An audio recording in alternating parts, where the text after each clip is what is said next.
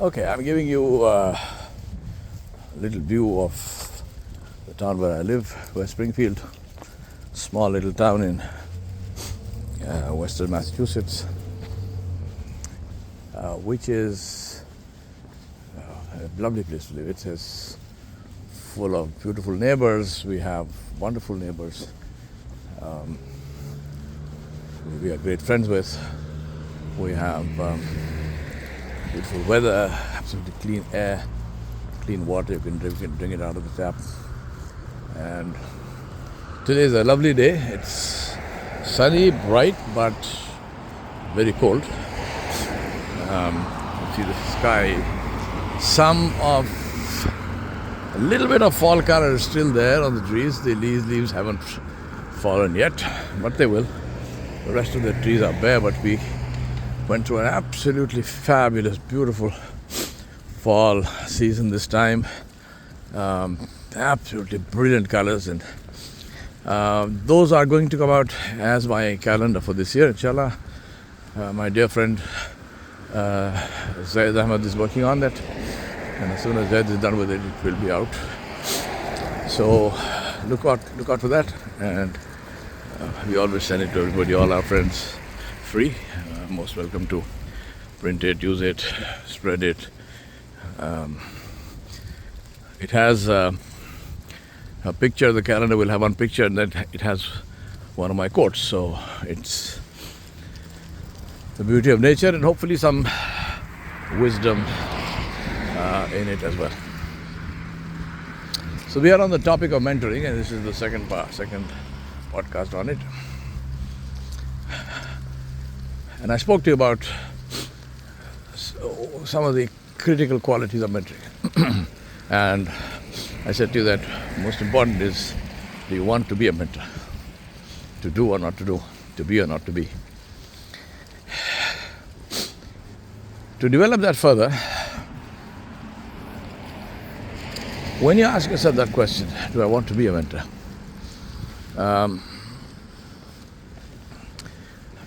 Score off and list up a couple of things for yourself, and which is, what will it take for me to be a mentor? So before you can really answer what should I be a mentor or not, you must know what does it mean. So let me share with you some thoughts on that, and of course most welcome to share your thoughts and ideas when you listen to this video. All of these are mutually learning exercises. I'm not talking to my students, I'm talking to my friends and colleagues and others who have been mentors as long as I have, or maybe even longer. So I look forward to sharing your thoughts and being enriched thereby, and that's the reason why we put out all of these free of cost. This is our way of giving back to those we were fortunate enough to take it from. I think the first and foremost question that you need to ask yourself, if the answer to the first question, to be or not to be, and the answer is yes, to be, I would like to be a mentor. The first question to ask is, do I have the temperament for that? The reason I'm saying that is because mentoring, believe it or not, is, on the one hand, one of the most rewarding, one of the most joyful things that you will ever do.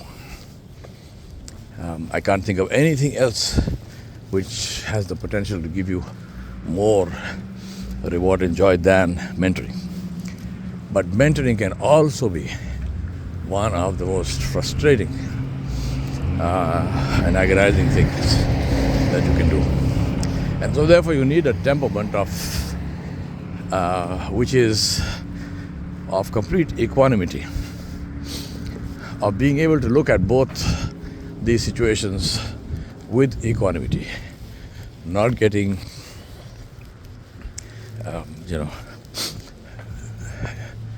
intoxicated with either of these. So do you have the temperament for that?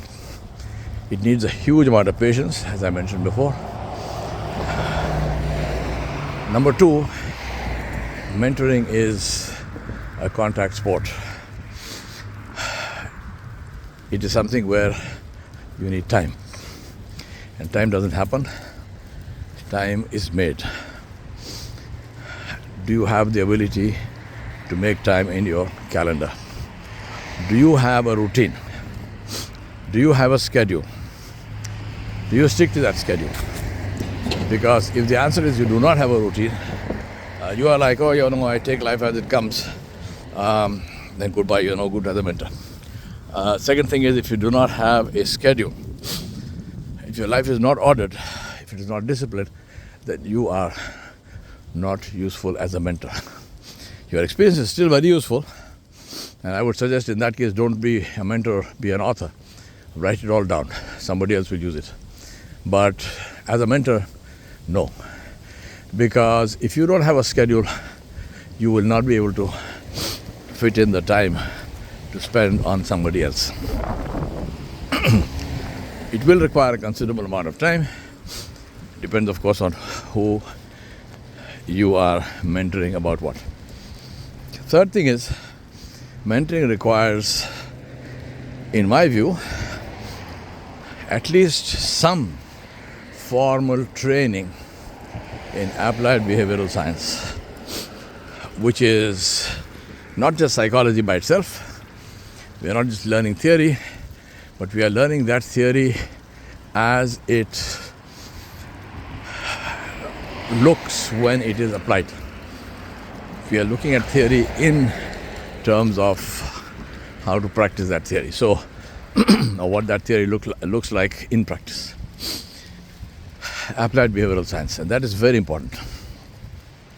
So if you want to be a mentor and you do not have this training, try and get that training. This is critically important because without that training, it is more than likely that you will misdiagnose the problem. When somebody comes to you with a sob story, believe me, the client will come to you with his story or her story.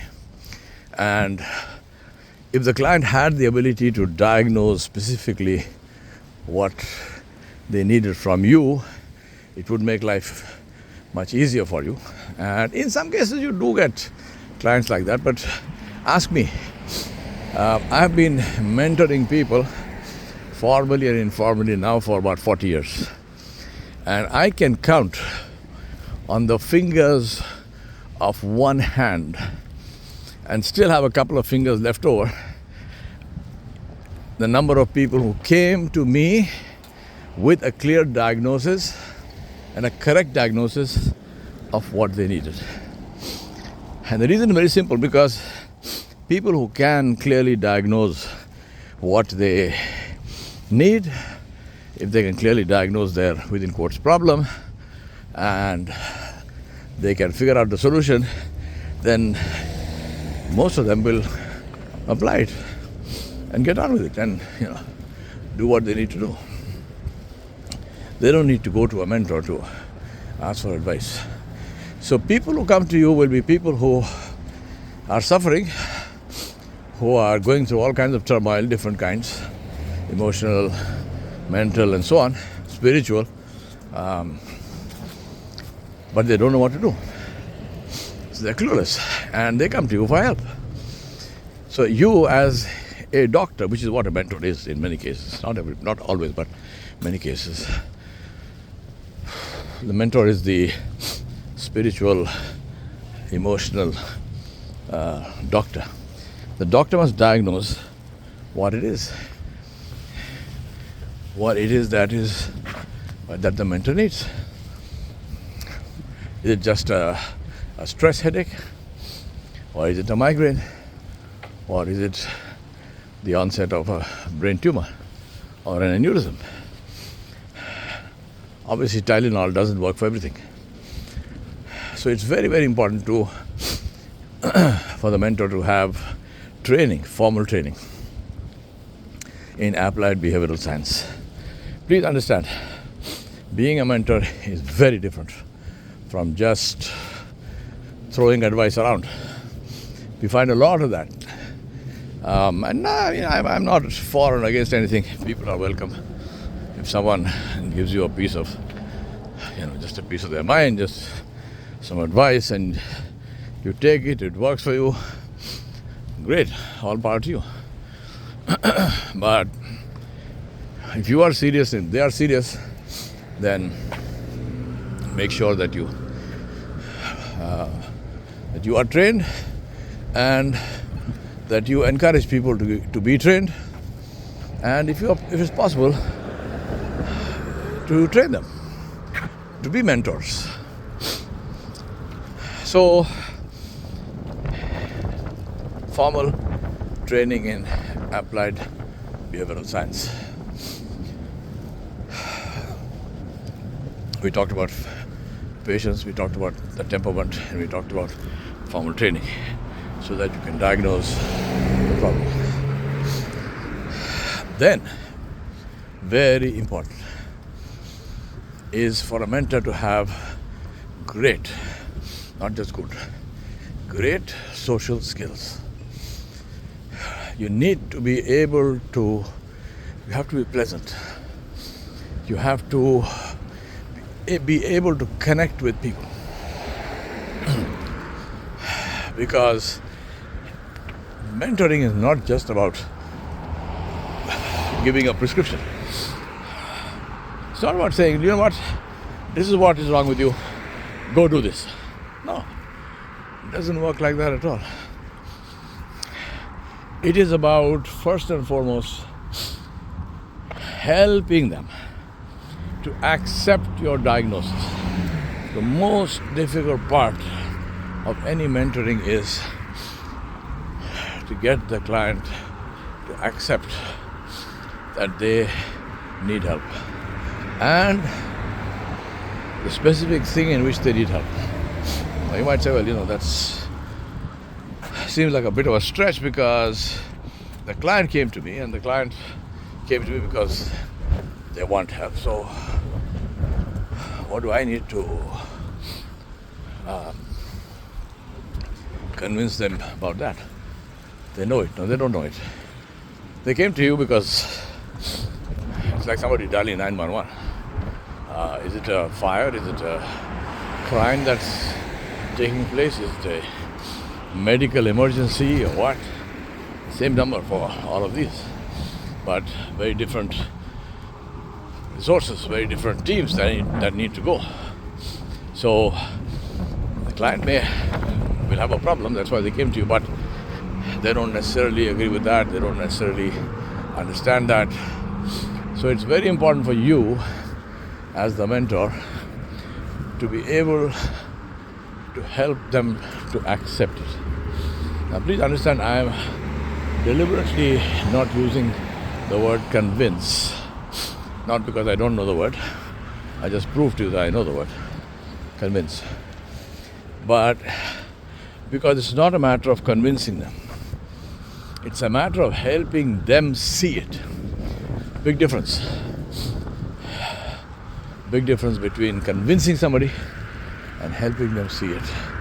They have to convince themselves, and you as a mentor, your job is to show them the mirror.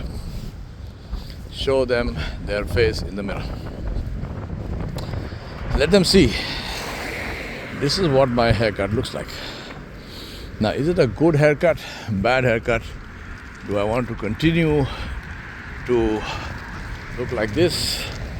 What are the options? Do I have to shave my head? Or can this haircut be corrected without shaving the head? All of these are very important, critical questions that the protege, the demented, would love for you to answer, but you don't. You don't. You help them to see that. And that requires a level of communication, the command of the language, and more than anything else, kindness in the heart, a genuine concern for the person you are mentoring or who is your protege. I have a standard for myself, and that is that I will only ment or be a mentor to somebody for whom I can make dua in tahajjud. For those who are not Muslim or those who are Muslim but don't know these terms, dua is specific, personalized supplication to Allah with the name of the person. And tahajjud is the night prayer. The time for tahajjud begins about 2 hours before the morning prayer, which is pre-dawn.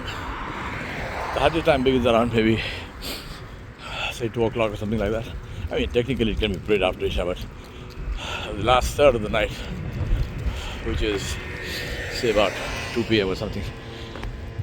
And my standard for myself is that unless I'm willing to make dua for this person at that time of the night and beg Allah to help me, I am not fit to be a mentor for that person. So it has to be a deep-seated commitment in the client, in the individual.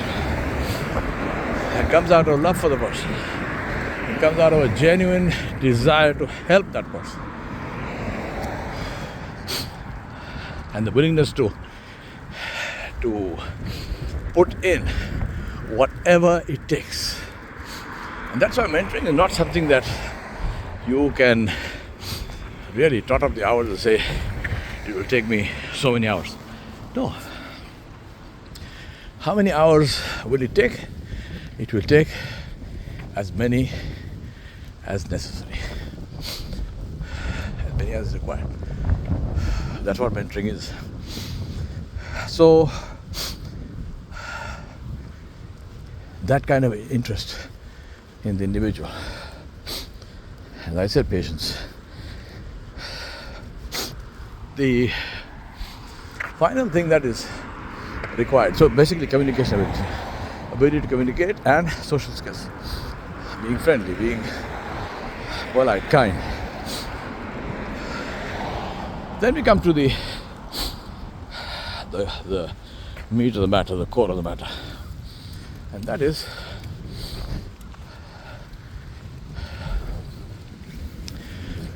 a good mentor. See, let me put it another way. We all have life experience, right? Everyone.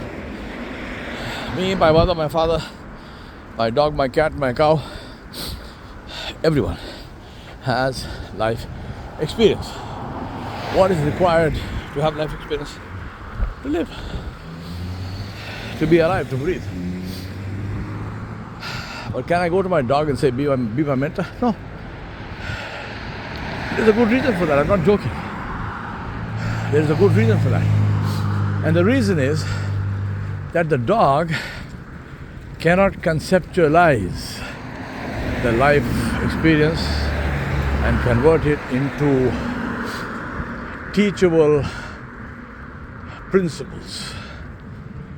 And so, in a given situation where I might be going for a walk with my dog,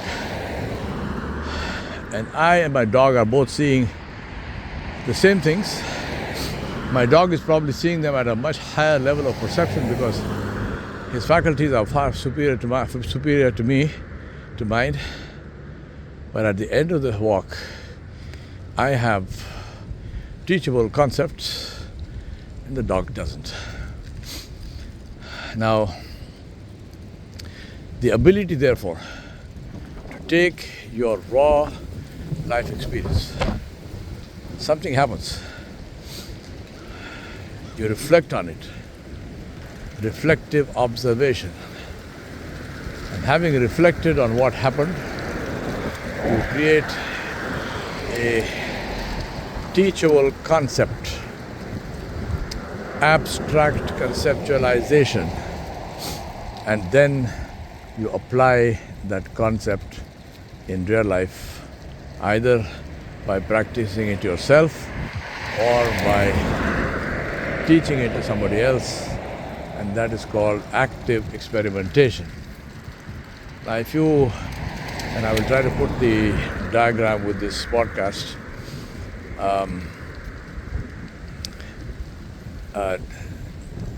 Harry and Ingham, two psychologists, they created this model, and this is the model of what we call active learning or adult learning. It has, think of a kite, a diamond shape.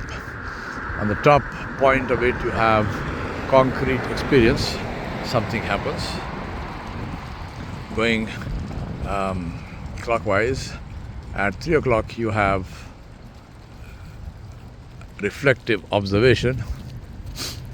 Then at 6 o'clock you have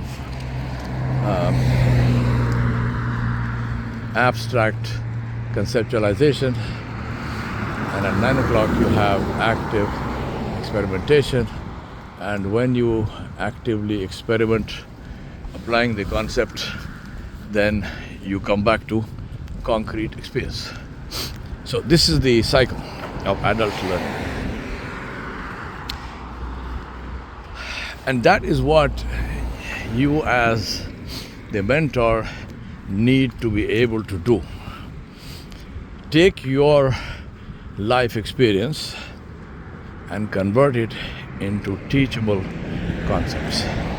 And then we go back to the social skills and the communicating ability and the diagnostic skill and say, what would be the best and most effective way of presenting this understanding and this concept to the individual in a way that makes a huge impact in their lives, in a way that at the very least, encourages them to practice it.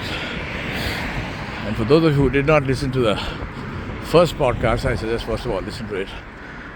And for those who did, this is where those two words that Mr. Arun Joshi, to whom this whole series of podcasts on mentoring I'm dedicating, the two words that he used for me, which was so what. So what was his diagnosis and his conceptualization of his life experience into a conceptual framework which said nothing can change until you reduce it to the terms, so what am I going to do about it? And the key phrase there is I. What am I going to do about it? And then he put that to me at the right time in just these two words. So what? And it transformed my life. Let me end this podcast with this. And once again, my deep thanks to Mr. Joshi, who continues to inspire me, and to all those who I was able to mentor in all the years that I have been mentoring. And thank you for listening, and let us hear your comments on this. Thank you very much, and until next time.